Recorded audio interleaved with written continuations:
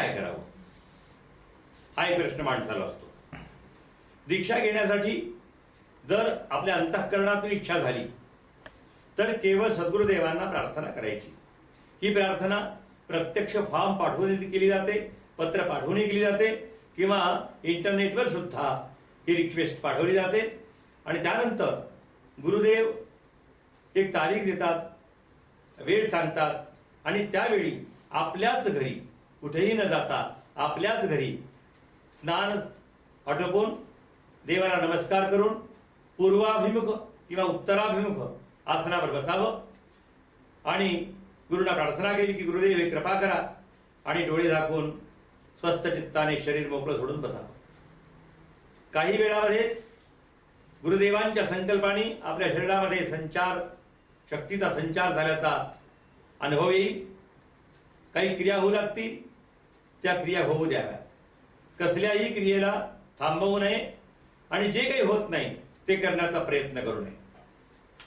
ही दीक्षा एका उत्तम मुहूर्तावर दिली जाते. तो मुहूर्त मात्र चुकू नये एवढा प्रयत्न साधकांनी करावा. आणि दीक्षा झाल्यानंतर रोज आपल्या सोयीच्या वेळेनुसार साधारणपणे 1 तास साधनेला बसावं. साधनेला बसणे हे कर्तव्य आहे, पण साधनेमध्ये आपण स्वतः काहीच करायचं नाहीये. इथे बसल्यानंतर डोळे बंद केले आणि साक्षीभावाने आपल्या आपोआप चालणाऱ्या श्वासावर लक्ष दिलं की ती शक्ती आपोआप कार्य सुरू करते आणि ते कार्य होऊ द्यावं. ती शक्ती मानवाचं अत्यंतिक कल्याण करते.